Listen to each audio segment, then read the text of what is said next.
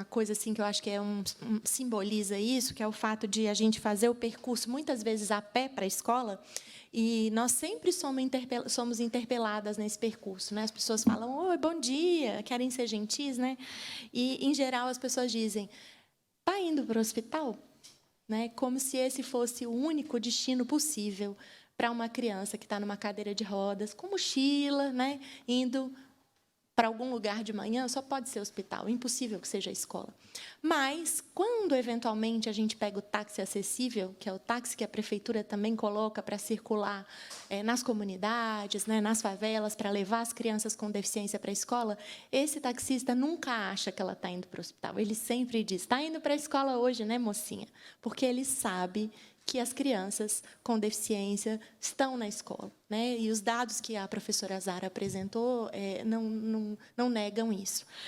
Mas acho que é importante a gente dizer que, se a gente conseguiu equacionar o acesso, né, de uns tempos para cá, do início dos anos 2000 para cá, como destacou a Macaé, né, é recente essa conquista, as pessoas com deficiência são os últimos sujeitos a poderem acessar a escola. A gente sabe que o acesso não é suficiente, né? Sem ele, a gente não faz a inclusão escolar, mas ele sozinho não dá conta também de dizer da inclusão escolar. E aí a gente vai para um segundo debate. Eu fico muito feliz que nessa comissão a gente esteja avançando para isso, porque em outros espaços desse Brasil a gente está fazendo uma discussão de 1970, que é se tem que estar na escola ou se tem que estar em instituição segregada, né? Que não é escola. A gente já começa daí. Não podemos chamar de escola especial, porque dá essa ideia de que ou vai para a escola comum ou vai para a escola especial, como se fossem ambas escolas, e não são ambas escolas. Uma escola, a gente acessa o currículo, convive na diversidade, e o outro é uma instituição segregada, não tem acesso ao currículo. A pessoa não sai dali e não faz um Enem. Ela fica institucionalizada a vida inteira. Né? Então, é outra coisa, e é uma resposta que foi produzida pela sociedade durante um tempo, porque foi a única possível, dado que o Estado não assumia a sua responsabilidade. Então, essas instituições tiveram um papel importante e acolheram as pessoas num momento em que era isso ou era nada. Mas isso foi lá em 1970. Depois disso, a gente já tem a Constituição Federal, a gente já tem a Convenção Internacional dos Direitos das Pessoas com Deficiência, a gente tem a Política Nacional de Educação Especial na perspectiva da educação inclusiva, a gente tem o Estatuto Nacional das Pessoas com Deficiência, enfim, a gente avançou do ponto de vista da legislação, e o que está faltando é a gente colocar em prática, né? Estabelecer políticas e práticas muito efetivas, muito aguerridas, né, para que a gente consiga fazer esses direitos valerem de fato. E acho muito importante dizer dessa migração, né, de uma perspectiva que era da filantropia, do assistencialismo, que é o lugar dessas instituições, para uma perspectiva do direito humano. Né? Educação é um direito de todas as pessoas. A única condição para a gente acessar a escola é ser gente, não tem que ser um tipo específico de gente. Então, é um direito. E, quando a gente desvincula da filantropia, do assistencialismo, e passa a garantir a escola como um lugar para todas as pessoas, a gente está fazendo a garantia de um direito para essas pessoas. A gente está dizendo que elas não precisam viver pedindo dinheiro, pedindo recurso, pedindo favor. Né? E isso, por um lado, é ótimo para nós, principalmente que somos pessoas com deficiência, familiares de pessoas com deficiência, mas, por outro, cria conflitos, né, com quem se estabeleceu a partir desse lugar. E aí a gente precisa acomodar isso na sociedade nos tempos de hoje. E aí, eu chamo a atenção porque a gente acabou tendo de herança esse especial, especializado, né? Esses termos que a gente usa, muitas vezes até irrefletidamente, e que, na verdade, estão denunciando que esse é um tipo muito exótico, muito específico de pessoa. Então, a gente precisa o tempo todo marcar. Temos centros especializados, temos instituições especializadas, né? Como se a pessoa com deficiência fosse mesmo esse tipo muito exótico. E aí é que está o pulo do gato. Porque, se a gente vai criando essas especialidades como se fossem nichos de mercado, inclusive, né? O autismo está virando um nicho de mercado nesse momento.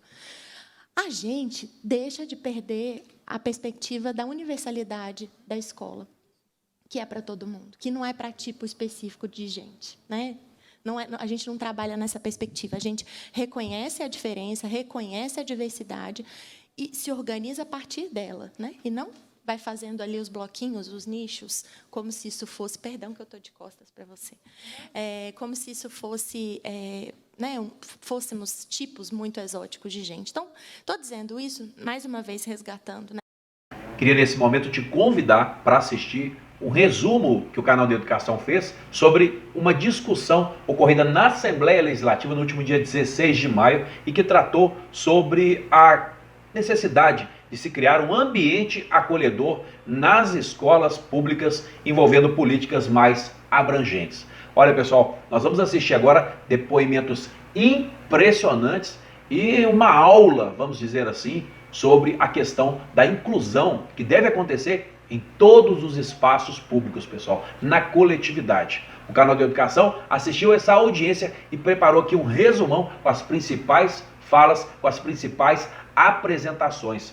É um assunto que nos cabe discutir e que foi debatido pela presidente da Assembleia Legislativa de Minas Gerais, dessa comissão, deputada Macaé Evaristo, não presidente da Assembleia, né, pessoal? A presidente da comissão que tratou sobre essas barreiras no acesso, sobre integração, que ainda é um desafio na educação inclusiva. Acompanhe comigo na tela para você.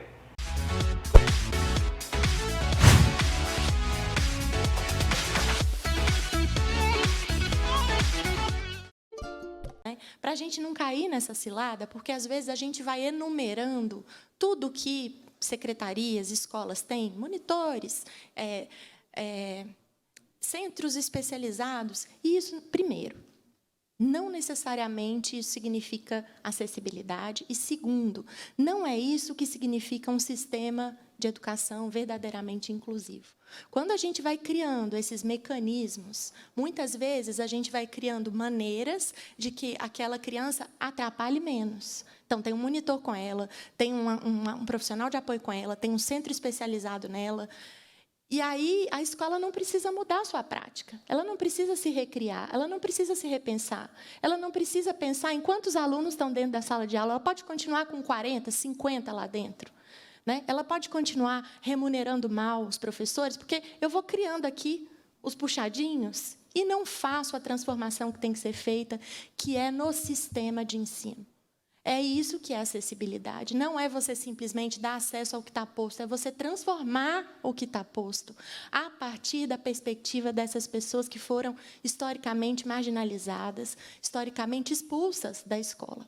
E, nesse sentido, eu fico ainda mais feliz de fazer esse debate em articulação com o Macaé, com o Zara, enfim, porque acredito que as lutas antirracistas e anticapacitistas têm mesmo que encontrar o chão da escola.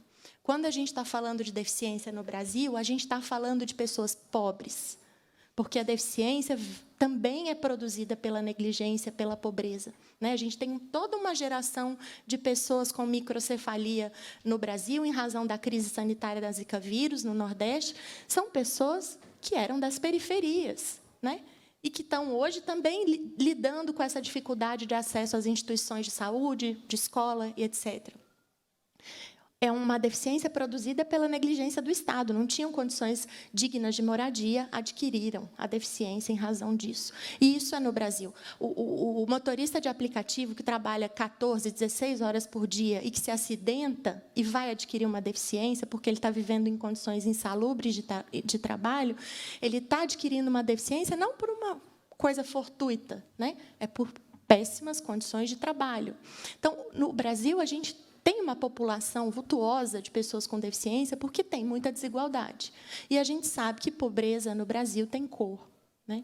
Então, não há como a gente desvincular essas discussões. A discussão anticapacitista é também a discussão antirracista, e é uma discussão que tem que ser feita cuidadosa, porque a gente não vai enaltecer, obviamente, as condições de precariedade e negligência que produzem a experiência da deficiência, mas também não vai discriminar, segregar, excluir as pessoas que vivem a experiência da deficiência, que têm essa característica, né, por serem quem são. A gente vai cuidar para que elas tenham acesso à saúde, à moradia, à escola, a uma vida digna. a deficiência, de acordo com a Lei 6949, que é a Convenção Internacional incorporada à nossa Constituição como uma emenda constitucional. Então, a gente não precisa de um laudo, de um diagnóstico médico, para saber quais são as barreiras que se colocam no acesso ao currículo para um estudante com deficiência.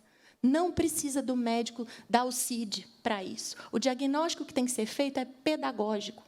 É pedagógico. O que esse estudante sabe? Do que ele gosta? O que o motiva? Quais são as suas dificuldades em relação a essa ou aquela disciplina?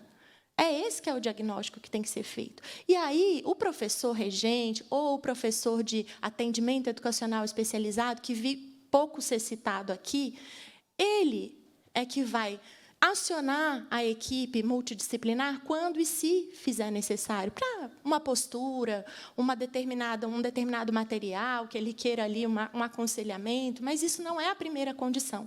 E exigir, inclusive, laudo para acesso, para matrícula, é crime, né? É discriminação. Está previsto na nota técnica número 4 do MEC também. Então, acho que, para a gente não deixar de pensar na intersetorialidade como, não como essa resposta que a gente vai produzir dentro da escola, levando o profissional da saúde, o psiquiatra, o neuro, o não sei o quê, né? Como se fossem esses tipos que precisam de muito médico, muita gente da saúde para dizer, né? É pensar na intersetorialidade, muito obrigada, como saída para essas famílias de baixa renda que estão com seus filhos institucionalizados nas APAES, por exemplo, por falta de alternativa. Não por opção, é por falta de alternativa, porque lá essa criança tem algum acesso à saúde, à assistência social, e aí ela fica lá. Porque, inclusive, em algumas, há uma barganha de que, se você não matricular o seu filho, ele não vai poder acessar os serviços de saúde e assistência social. Então, vincula um serviço no outro. Então, ou a gente fortalece o SUS, o SUAS e a escola pública, ou nós vamos continuar com instituições totalizadoras e pensando as pessoas com deficiência reclusas, institucionalizadas nesses lugares, sobretudo as mais vulneráveis. Por isso é que a intersetorialidade é importante nesse debate, né? Para que a gente possa apresentar alternativas para essas famílias que estão com vidas precarizadas e que encontram nessas instituições, muitas vezes, o único amparo por uma falta que está no Estado, né? Intersetorial, interseccional, né, falamos aqui, e transversal. Educação especial é uma modalidade transversal do ensino. Ela não é substitutiva. E, portanto, não vai ser com um mecanismo simples de acessibilidade que a gente vai conseguir resolver essa equação da inclusão. É transformando os sistemas, é transformando as práticas, é, inclusive, remunerando melhor os professores, para que eles possam também investir nas suas formações, o Estado investir na sua formação, é trazer a perspectiva anticapacitista para dentro da escola, né? Quem faz a luta no movimento negro sabe que não bastou a Lei 10.649 para que a gente conseguisse pautar, né, o antirracismo dentro da escola, a cultura afro-brasileira dentro da escola. Não foi suficiente, embora seja um passo inegavelmente importante. Da mesma forma, né, não basta a gente ter uma política ou a gente ter a convenção, né? Como é que a gente faz essas discussões desde o chão da escola, e aí eu já vou finalizando, inclusive ligando essa discussão com o debate atualíssimo que a professora Zara citou, que é o debate sobre violência nas escolas. O antídoto para combater violência na escola é levar a convivência para o currículo. É pensar as diferenças e a diversidade como parte do currículo, para que a gente possa entender, né, as diversas formas de ser, estar no mundo, incorporá-las, nos deixarmos ser afetados por ela, nos transformar por essa convivência na alteridade e, com isso, produzir segurança para todo mundo, segurança na convivência, né? Segurança por estarmos juntos. Falando agora, enquanto secretaria, precisamos melhorar, temos avançado, mas precisamos muito avançar em outras questões, e uma dessas questões são as barreiras atitudinais que temos identificado, e elas fazem muita diferença no ambiente escolar, em detrimento de todas as outras coisas que a gente bem sabe, a Mariana pontuou muito bem, questão de remuneração de profissional, questão da valorização, da formação dos nossos professores, isso é extremamente importante, e acredito, sim, que a gente precisa dialogar sobre. Estamos aqui justamente fazendo esse momento de diálogo, esse momento de tentar, né, identificar os melhores caminhos, escutar aqui para que nós também possamos melhorar as nossas práticas pedagógicas no ambiente enquanto secretaria, enquanto escola, para que a gente chegue num ponto onde todos possam ter uma equidade nos seus ambientes, aonde estiverem, com acessibilidade arquitetônica, acessibilidade pedagógica, acessibilidade atitudinal também, porque isso eu acredito que é onde a gente identifica primeiro, assim, igual você falou, no caminho. Ninguém nunca acha que a sua filha está indo para a escola, e sim para o hospital. Então, eu acredito também que seja esse lugar, é uma barreira que, às vezes, as pessoas nem percebem que estão ali colocando, mas estão colocando de uma forma e de outra. Então, eu acredito nesses diálogos, são muito, muito importantes para que a gente possa melhorar as nossas práticas, para que a gente possa pensar, repensar em como melhorar o nosso fazer enquanto instituição pública, enquanto aquele, né, que deve garantir o direito ao acesso, à permanência, ao percurso e à conclusão dos níveis de ensino. Então, eu agradeço ao convite e agradeço a Macaé também, revê-la aqui. Estava, enquanto ela era secretaria, estava eu lá também na secretaria, nesse momento aqui para a gente dialogar e você puxar essa pauta aqui para a gente, é uma pauta muito cara, né? Que a gente pensa, trabalha todos os dias para que a gente possa, de alguma forma, fazer diferente para atingir todas as pessoas de acordo com sua especificidade. O que é o paradigma da patologia? Como Mariana colocou, nós vivemos em um mundo que exclui as pessoas com deficiência desde muitos e muitos séculos. São pouquíssimos anos que nós estamos tentando exercitar a inclusão. E a inclusão, ela necessariamente, ela passa pela escola. Não existe inclusão de fato sem a escola. E não existe inclusão de fato em detrimento de quem realmente tem uma deficiência passível de estar na escola. O paradigma da patologia, ele diz que tem pessoas que podem ser consertadas, e essas pessoas são dignas de estarem na escola, mas que existem pessoas como a querida Alice, como várias outras que conheço, que não são passíveis de estarem na escola, pois a deficiência delas é muito ultrajante para as pessoas sem deficiência, porque, na verdade, a deficiência da Alice, ela escancara o capacitismo, a exclusão e vários outros defeitos das pessoas neurotípicas e sem deficiência. Quando falamos de paradigma da patologia, eu sempre lembro de um dos melhores textos que eu sempre cito sobre neurodiversidade, que é do Nick Walker. Ele está presente no site Autismo em Tradução, da Alexia Klein, e ele fala da importância da gente jogar fora as ferramentas do senhor, quando ele explica a diferença do paradigma da neurodiversidade para o paradigma da patologia. Ele traz uma fala importantíssima da década de 70 de uma feminista negra, a Audre Lorde, em que, nesta fala, nesse discurso, ela compara o machismo com o racismo. E, nesta fala, ela diz que as ferramentas do Senhor nunca destruirão a casa grande. Eu amo esse texto porque ele traz para mim exatamente a perspectiva de que nenhuma ferramenta do paradigma da patologia irá permitir que a inclusão de fato aconteça. Então, quando a gente tenta levar a saúde para dentro da escola, na verdade, a gente está destruindo a possibilidade de qualquer inclusão, porque é o paradigma da patologia que está ali sendo reforçado diariamente. Outro dia eu estive nessa casa, tem 2, 3 semanas, e eu saí em crise. Eu saí em crise porque eu estive numa audiência para falar sobre autismo e inclusão.